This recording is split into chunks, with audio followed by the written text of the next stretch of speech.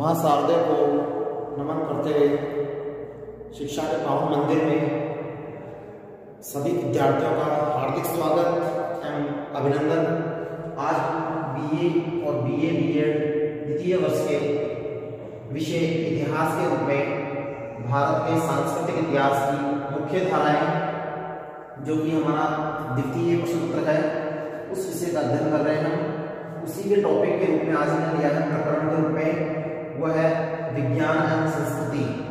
अर्थात प्राचीन भारतीय इतिहास में शुरू से ही संस्कृति का जो संबंध रहा है वो आज के आधुनिकता के दौर में विज्ञान से भी वही संबंध माना गया है।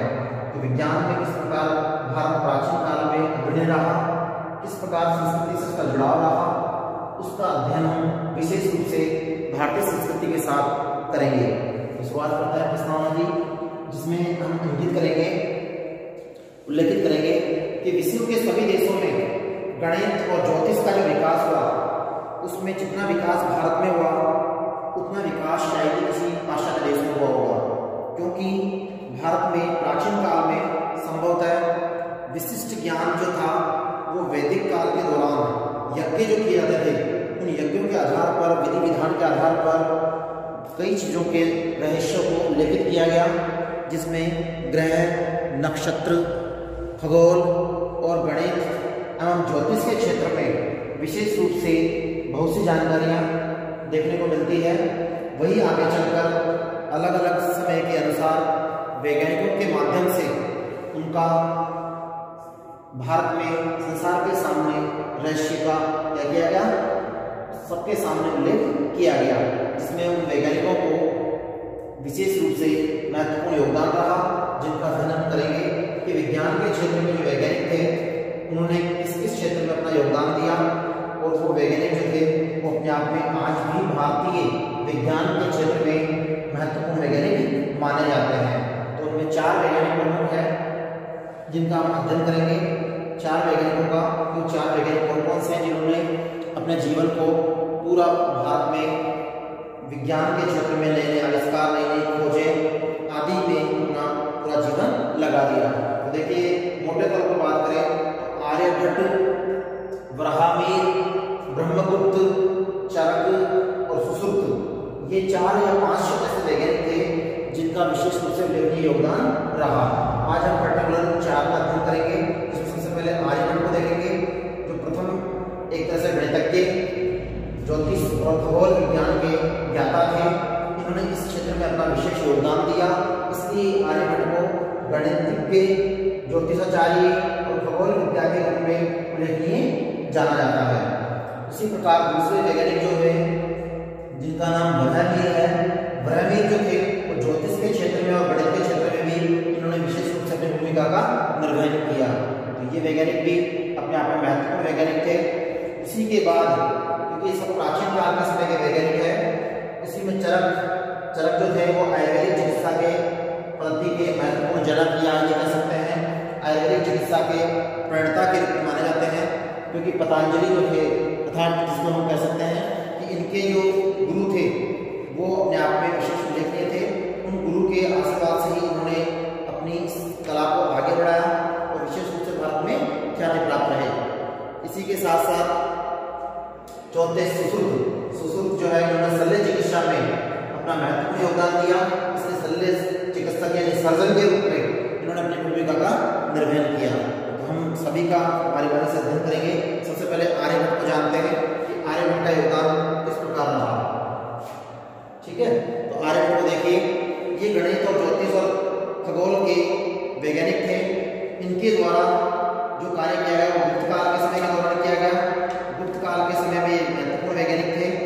इन्होंने गुप्त काल में नालंदा विश्वविद्यालय में प्रोफेसर के पद पर कार्य किया।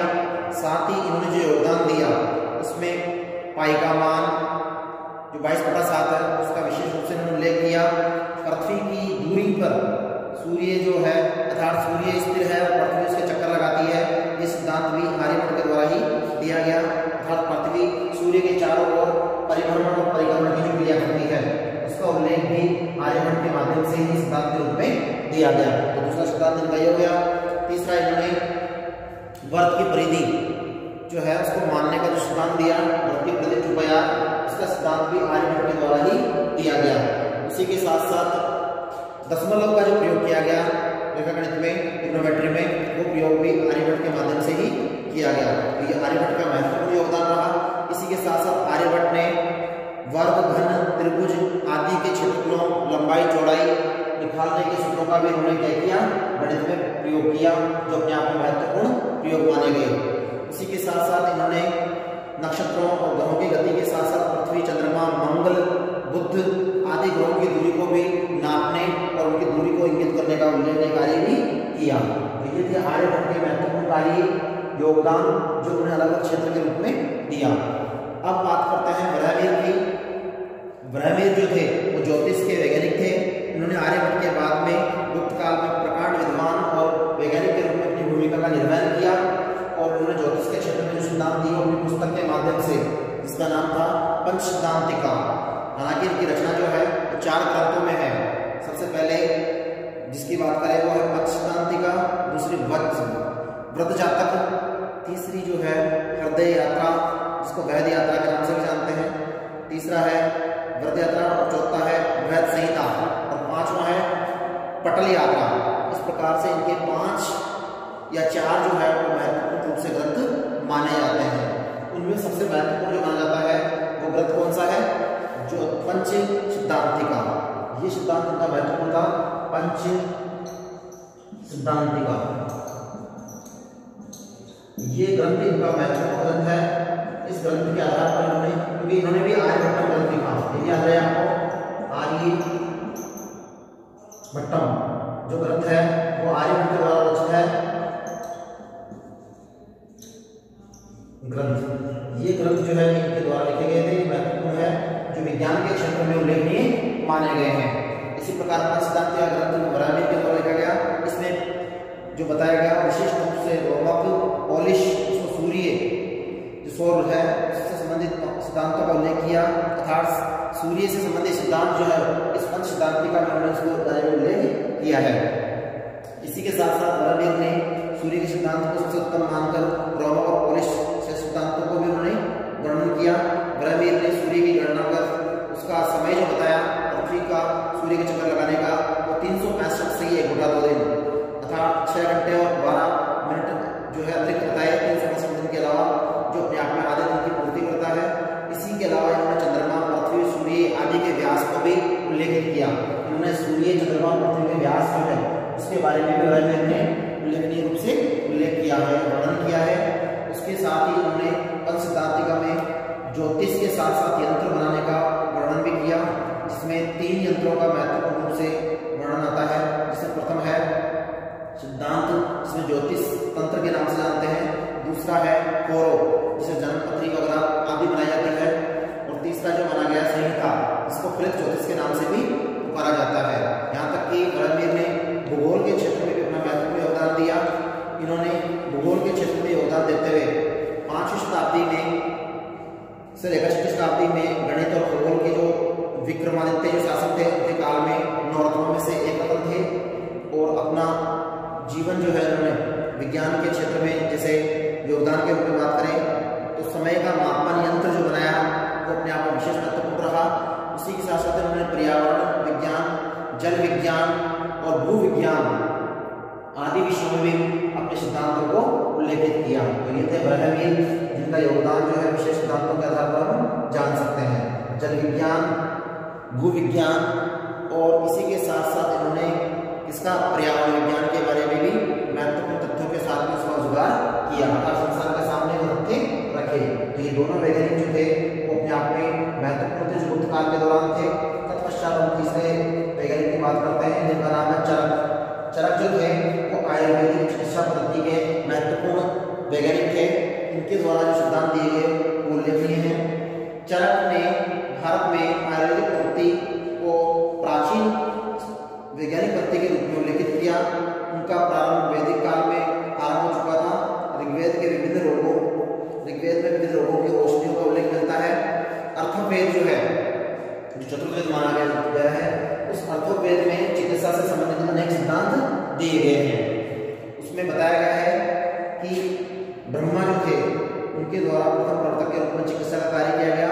बाद में ये ज्ञान जो दिया गया वो दक्ष को मिला, दक्ष से प्रजापति को दिया गया और प्रजापति से यमन को मिला और यमन ने अश्विनी कुमारों को दिया और अश्विनी कुमारों ने इंद्र को, इंद्र से भारद्वाज ऋषि को और भारद्वाज ऋषि से अन्य लोगों को इसका ज्ञान प्राप्त हुआ। तो इस प्रकार से ये क्रमबद्ध रूप से आयुर्वेदिक का ज्ञान जो है, चिकित्सा का ज्ञान जो है वो वैदिक काल से आरंभ होकर आगे पहुंचता गया। ठीक है, प्रथम बार आयुर्वेदिक ग्रंथ का संकलन जो किया गया वो चरक के माध्यम से किया गया, इसलिए इस ग्रंथ का नाम चरक संहिता। क्या नाम है ग्रंथ का नाम? चरक संहिता। इसमें क्या किया गया है? इसमें आयुर्वेद से संबंधित जो है थे उनको जोड़कर एक ग्रंथ बनाया गया है। तो ये ग्रंथ जो लिखा गया वो चरक संहिता के रूप में जाना जाता है। किसके माध्यम से लिखा गया था? चरक के माध्यम से, जिसको चरक संहिता के नाम से भी उल्लेखित करते हैं। जो आयुर्वेदिक चिकित्सा का महत्वपूर्ण प्रमाण है। चरक का परिचय देखें तो चरक जो है अपने आप में महत्वपूर्ण रूप से वैज्ञानिक थे। इन्होंने जगह जगह भ्रमण करके विशेष रूप से कनिष्क के काल में, कुषाण वंश के शासक जो थे कनिष्क, उनके काल में इन्होंने आयुर्वेदिक चिकित्सा के क्षेत्र में उल्लेखनीय कार्य किया जो कि महत्वपूर्ण है। चरक के द्वारा उल्लेख जो किया गया उसका उल्लेख पाणिनि के ग्रंथ में भी मिलता है। नागार्जुन जो थे दूसरे शताब्दी में हुए, उन्होंने भी रसायन विज्ञान के क्षेत्र में, चिकित्सा के क्षेत्र में योगदान दिया। चरक नागार्जुन के बाद के वैज्ञानिकों में महत्वपूर्ण है जिन्होंने रसायन के क्षेत्र में उल्लेख किया, किंतु इन्होंने व्याधि अर्थात बीमारी को विशेष रूप से उल्लेखित करते हुए उसके उपचार और निराकरण के लिए जो सिद्धांत दिए वो उल्लेखनीय माने गए हैं। उनको किसमें इंगित किया गया है? उनको चरक संहिता में उल्लेखित किया गया है। तो बात करते हैं चरक संहिता की। चरक संहिता में अष्टांगिक पद्धति के आधार पर, जो कि अपने आप में एक बहुत बड़ा ग्रंथ है चरक संहिता, उसमें 8 भाग बताए गए हैं आयुर्वेद के चिकित्सा के आधार पे। इसमें मनुष्य के बीमारी के प्रकारों को अलग अलग रूप में बांटकर शरीर से दूर करने के लिए उसमें शरीर, मन और आदि को ध्यान में रखते हुए चरक ने अपने ग्रंथ में इन्हें शामिल करते हुए 8 भाग जो बताए हैं वो विशेष प्रकार से। जैसे नंबर 1 है सूत्र स्थान, दूसरा निदान स्थान, तीसरा विमान स्थान, चौथा शरीर स्थान और इसके अलावा 5वां है इंद्रिय स्थान, छठा है चिकित्सीय स्थान जिसको चिकित्सा स्थान कहते हैं, छठा है 7वां है कल्प स्थान और 8वां है सिद्धि स्थान। इस प्रकार से हमने 8 जो है वो भाग बताए हैं चिकित्सा प्रणाली के, जो चरक के द्वारा दी गई है चरक संहिता के अंदर। अब इन 8 को विधिवत रूप से देखें तो जैसे पहला है सूत्र स्थान, इसमें औषधि, आहार, अन्न, पान आदि के बारे में जानकारी दी गई है। ये पहला भाग है जो 8 भाग चरक संहिता में बताए गए हैं। 8 भागों की बात करें हम, 8 भागों में पहला जो है वो कौन सा है? सूत्र स्थान। दूसरा निदान स्थान, इसमें रोगों के उपचार के लिए विवरण दिया गया है। तीसरा है विमान स्थान, इसमें दोष जिसको भंजक कहते हैं उनके बारे में ज्ञान किया गया, वेदों के आधार पर दोषों का निवारण करने का उल्लेख किया गया है। नंबर 4 जो है शरीर स्थान, इसमें शरीर के बारे में ये नहीं कहा कि शरीर केवल मांस से बना ही पिंड नहीं है, अपितु मन और आत्मा से संचित एक विशेष रूप से पवित्र शरीर के रूप में, निरोगी काया के रूप में आवश्यक रखने के लिए मनुष्य को क्या करना चाहिए? मोक्ष प्राप्ति के लिए भी उसमें साधन बताया गया है। तो ये चरक का शरीर स्थान के रूप में चौथा भाग था। 5वां है वो है इंद्रिय स्थान, इसमें इंद्रियों के बारे में ध्यान केंद्रित करने और इंद्रियों के माध्यम से बीमारियों को पहचानने और उनका निवारण करने के बारे में उल्लेख किया गया है। 5वां भाग था चरक संहिता का। छठा है कल्प स्थान। कल्प स्थान जो है चिकित्सा स्थान में चिकित्सा के बारे में वर्णन है। 7वां है कल्प स्थान, इसमें वमन और विरेचन, द्रव्यों आदि के बारे में शरीर को शुद्धि करने के लिए प्रकाश डाला गया है। और 8वां सिद्धि स्थान। सिद्धि स्थान में वे कल्प के स्थान का विस्तार करते हुए औषधियों के आधार पर इसका स्वास्थ्य लाभ प्रदान करने के लिए विशेष रूप से आयुर्वेद के माध्यम से उपचार को बल दिया। इस प्रकार से उन्होंने 8 जो स्वस्थ शरीर के लिए भाग बताए हैं उस प्रकार है। इसी के साथ उन्होंने त्रिसूत्र पद्धति का भी वर्णन किया है। सर्वप्रथम रोगी को रोग दूर करने के विषय में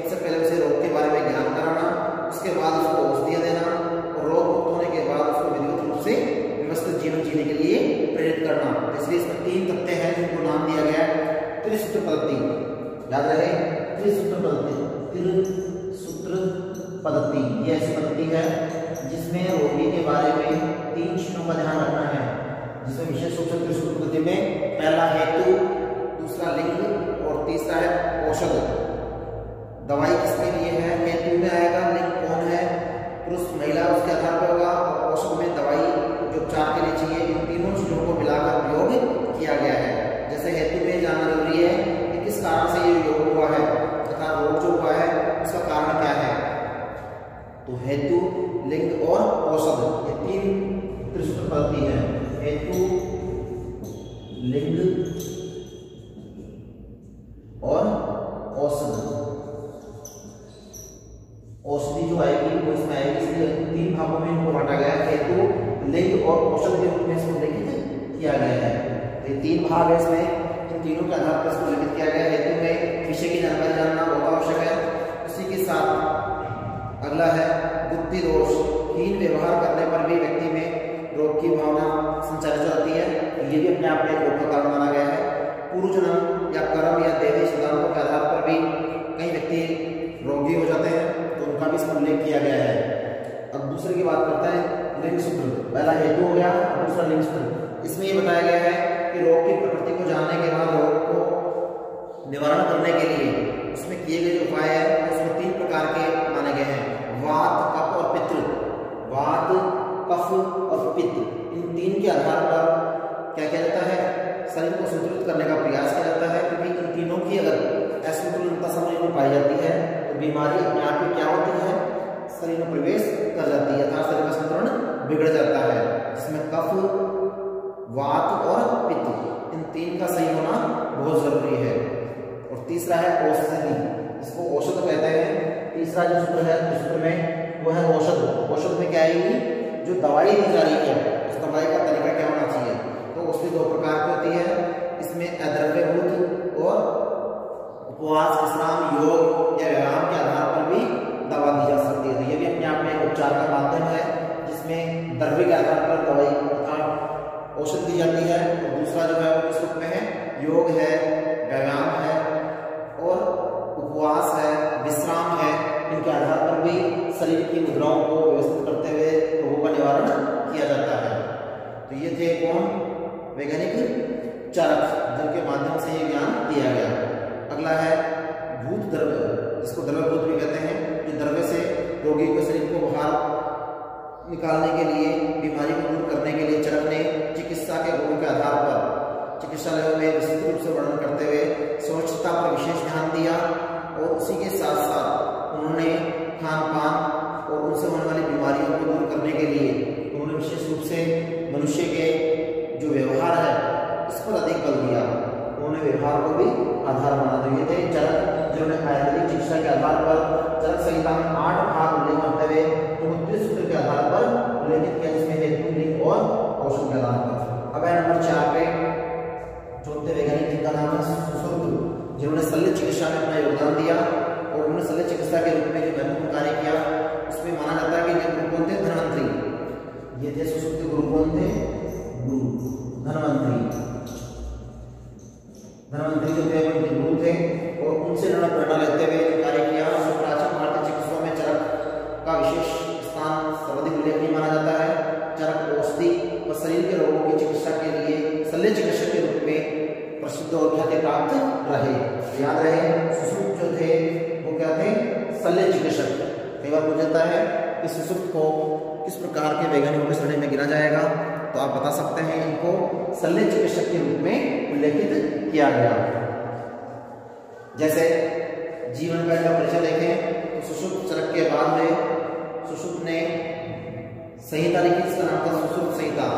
सुश्रुत संहिता, सुश्रुत संहिता जो है इस पर बहुत प्रभाव स्पष्ट दिखाई देता है। इसीलिए पूर्व की 5 शताब्दी के बाद में महत्वपूर्ण सुधार जो है विज्ञान के क्षेत्र में वो सुश्रुत के इस ग्रंथ में उल्लेखनीय माने जाते हैं। तो सुश्रुत संहिता याद रहे, उन्होंने जो ग्रंथ लिखा उस ग्रंथ का नाम क्या था, सुश्रुत संहिता। ये संहिता जो है सुश्रुत के बारे में विशेष रूप से इनके ज्ञान के बारे में उल्लेख करती है, जिसमें चिकित्सा चिकित्सा के क्षेत्र में योगदान जो उन्होंने दिया वो उल्लेखित है।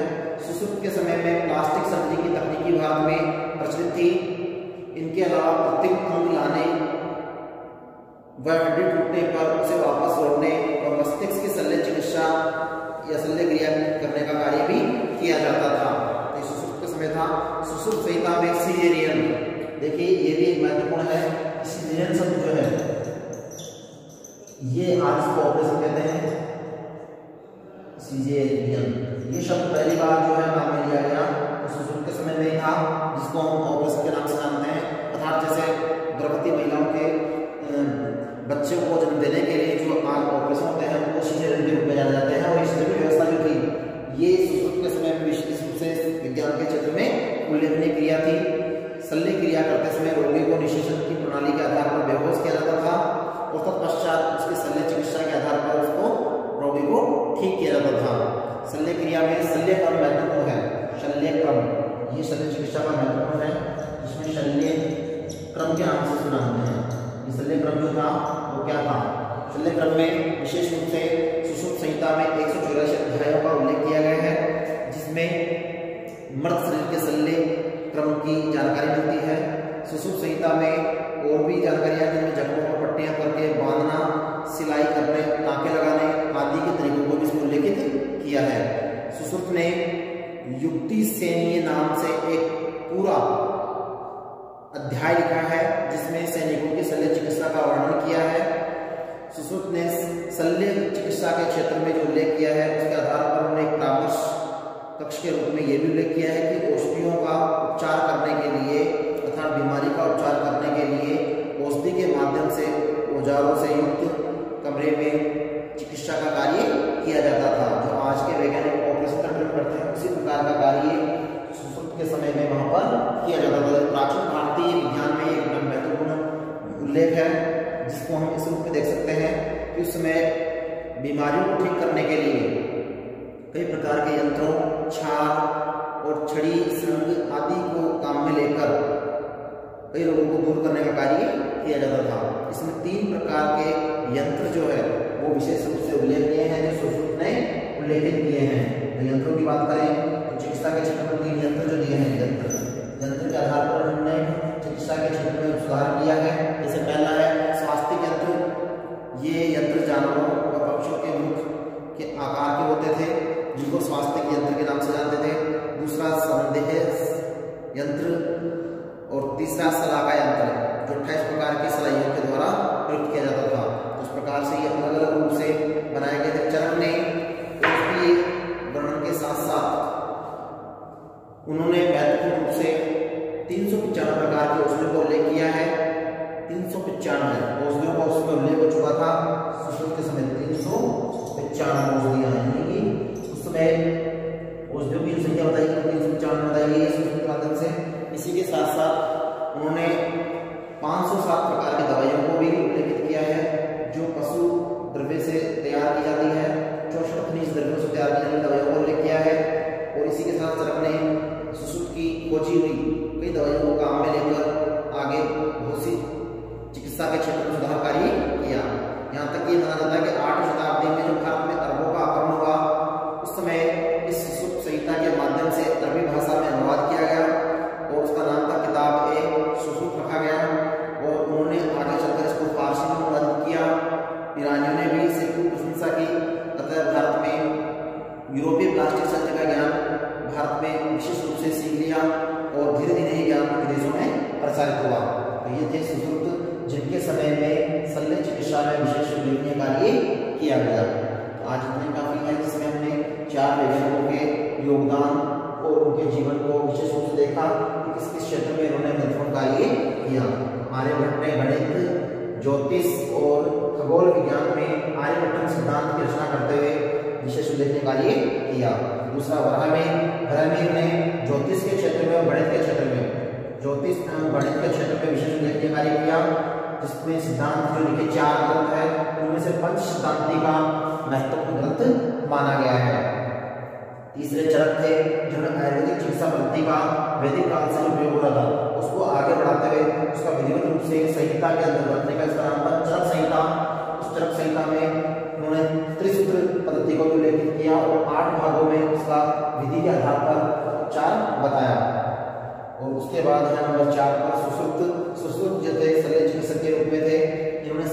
ग्रंथ लिखा उसका नाम था सुश्रुत संहिता।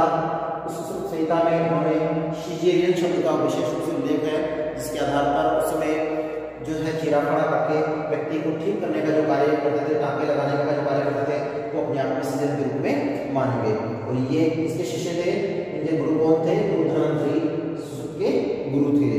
तो इस प्रकार से ये प्रमुख वैज्ञानिक जो थे, इन्होंने भारत में विज्ञान के क्षेत्र में महत्वपूर्ण योगदान दिया। तो हमारा कला और साहित्य के बाद विज्ञान और संस्कृति का टॉपिक जो है वो भी कंप्लीट है, और इसी के आधार पर हमारा ये तीसरी इकाई जो है वो पूरी होती है। धन्यवाद।